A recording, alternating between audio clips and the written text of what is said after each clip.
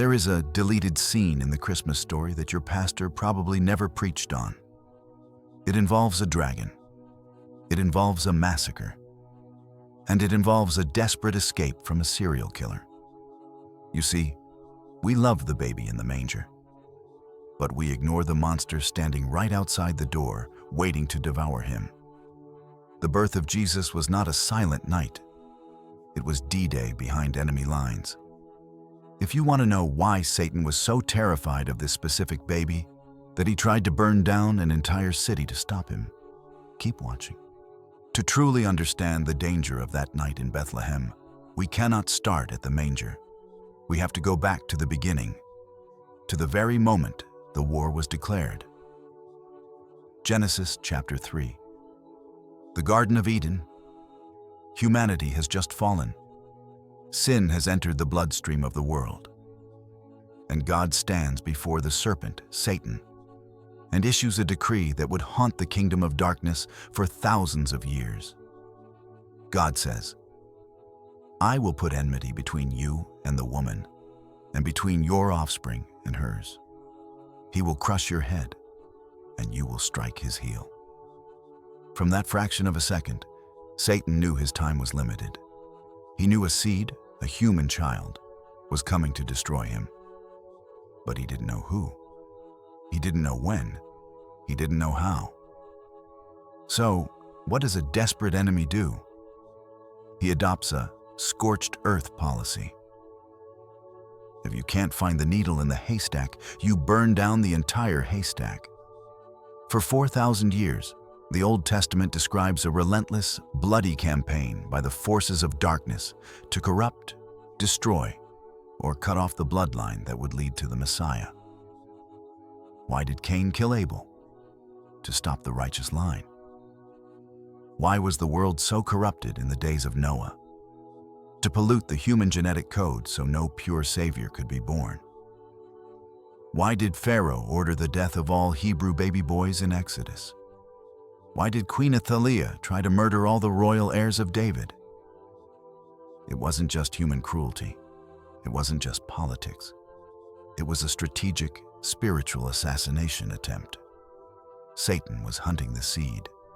He was watching the bloodline of Abraham, Isaac, and Jacob like a hawk, waiting for the moment he could strike.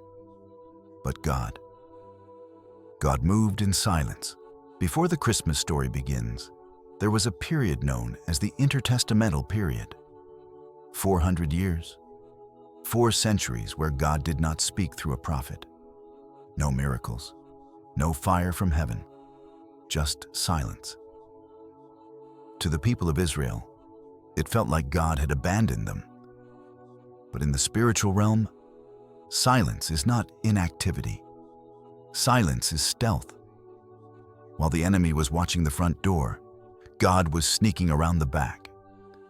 While the world was focused on the rise of the Roman Empire, God was preparing a teenage girl in a forgotten village called Nazareth. Nazareth was nothing. It was a place of no reputation. It was the last place anyone, human or demon, would look for a king. And that is exactly why God chose it. When the angel Gabriel appeared to Mary, the silence of 400 years was broken by a sonic boom of divine revelation. "Greetings, you who are highly favored. The Lord is with you." The moment Mary said, "Let it be to me according to your word," the spiritual radar of hell lit up. The enemy realized, it's happening. The seed is here. But notice the tactics Satan used immediately. He didn't send an army at first. He used shame. In a culture of strict honor, an unwed pregnancy was a death sentence. It was a scandal. Satan tried to destroy Mary's reputation, to isolate her, to perhaps even have her stoned to death by the law, or to force Joseph to abandon her. If Joseph leaves, the child has no legal protection, no lineage of David. The plan fails. But God spoke to Joseph in a dream. He secured the family unit. The first line of defense was established. Now, the stage moves to the journey. Caesar Augustus decrees a census. Again, historians see this as tax collection. Theologians see it as the fulfillment of Micah 5:2, that the ruler must come from Bethlehem. But look at it tactically. Satan knows the prophecy too. He knows the Messiah must be born in the city of David. So, imagine the target on Mary's back as she steps out of Nazareth. She is 9 months pregnant. She has to travel roughly 80 to 90 miles south. This isn't a highway. This is the Jordan Valley. The terrain is rugged. The elevation changes are brutal. The roads are notorious for robbers, thieves, and wild animals. And she has to do this while in labor. I believe that journey was a spiritual gauntlet. I believe every rock that could have caused the donkey to stumble, every threat of infection, every moment of despair was amplified by the enemy. Satan wanted that baby dead before he took his first breath. He wanted Mary to miscarry on the side of the road. But they made it. They arrived in Bethlehem. And here we see the next blockade. There was no room for them in the inn. We often preach this as a lesson on hospitality. Oh, the busy innkeeper. But look deeper. If Satan couldn't kill them on the road, he would try to expose them to the elements. It was winter. Nights in Judea are freezing. If the mother is stressed, cold, and unsheltered, the baby is at risk. The enemy closed every door in that town, hoping that exposure would do what assassins could not. But God used the enemy's blockade as a shield. By forcing them into a stable, likely a cave carved into the limestone hills, God hid them. If Jesus had been born in the inn, surrounded by travelers, rumors would have spread instantly. A special child is born. The news would have reached the wrong ears too quickly. But in the cave, surrounded by animals, it was obscure, it was silent. It was the perfect camouflage for a covert operation. Then, it happened. The Creator entered creation. The infinite became an infant. And the moment Jesus was born, the veil between heaven and earth was torn open. Luke 2 tells us an angel appeared to shepherds. And then, suddenly there was with the angel a multitude of the heavenly host. Let's stop there. We see paintings of cute, chubby babies with wings playing harps. That is not what the Bible describes. The word host comes from the Greek word stratia. It means an army, a military encampment. These were not choir boys. These were the warriors of Yahweh, the same kind of angels that destroyed the Assyrian army in the Old Testament, the same kind that guarded the tree of life with flaming swords. Why did an entire army manifest in the sky above Bethlehem? Because it was a show of force. While Jesus lay vulnerable in the manger, the airspace above him was locked down by the most powerful beings in the universe.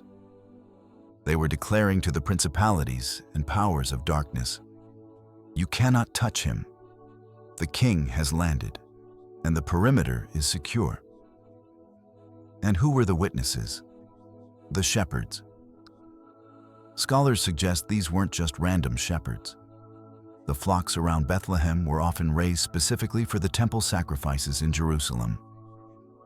These men raised the lambs that would die for the sins of the people.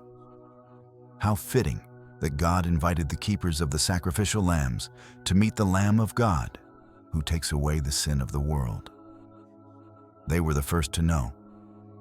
Not the kings, not the priests, the outcasts, the night watchmen.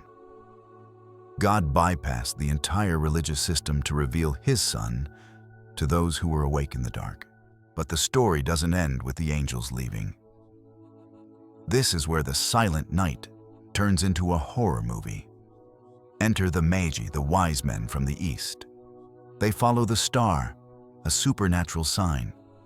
They arrive in Jerusalem and ask the one question that triggers the villain. Where is the one who has been born King of the Jews? King Herod hears this. Now, you need to understand who Herod was. He wasn't just a bad king. He was a psychopath. He was so paranoid about losing his throne that he murdered his own wife, Mariamne. He murdered his own sons, Alexander, Aristobulus, and Antipater, because he thought they were plotting against him. Caesar Augustus once joked that it was safer to be Herod's pig than Herod's son. When Herod heard about a new king, it triggered his bloodlust. He realized he had missed the birth. He didn't know who the child was. So, influenced by the spirit of the Antichrist, he ordered the unthinkable, the massacre of the innocents. Soldiers were sent to Bethlehem with orders to kill every boy under the age of 2. Imagine the sound of that night. Not angels singing, but swords clashing, doors being kicked in, mothers screaming, Rachel weeping for her children. This was the dragon trying to devour the child. It was a brutal counterattack by hell to wipe out the Messiah before he could grow up. This is why Christmas is not just a holiday, it is a battleground. The arrival of Jesus provoked the ultimate evil. But the enemy was too late. God's intelligence network is faster. An angel woke Joseph again. Get up, take the child and his mother and escape to Egypt. Under the cover of night, they fled. The Son of God became a refugee. He escaped the slaughter, hidden by the Father's hand, preserved for the destiny that awaited him 33 years later on a hill called Calvary. So, why have I told you this dark version of the Christmas story? Is it to scare you? No, it is to encourage you. Because if Christmas was just a peaceful, easy night, it wouldn't mean much to those of us who are suffering. If Jesus was born into a perfect world, he wouldn't understand your pain. But because he was born into a war zone, because he was hunted, because he was rejected, he understands exactly what you are going through. Maybe this Christmas, you don't feel merry. Maybe you feel like you are under attack. Maybe your family is fighting. Maybe your finances are crumbling. Maybe you are fighting a battle in your mind that nobody else sees. Remember Bethlehem. God does his greatest work in the middle of the conflict. He prepares a table in the presence of your enemies. Just as he hid Jesus from Herod, he can hide you from the attacks of the enemy. Just as he provided a way of escape to Egypt, he has a plan for your future that no devil in hell can stop. The Christmas story is proof that light invades darkness, and the darkness cannot overcome it. The battle was real, but the victory is eternal. If this deeper look at Christmas touched your spirit, I have a request. Share this video with someone who is going through a hard time this season. Let them know they aren't alone. And in the comments below, I want you to declare your victory. Write, "My battle is the Lord's." I'll see you in the next video as we uncover more truths the world has forgotten. Merry Christmas, and stay strong.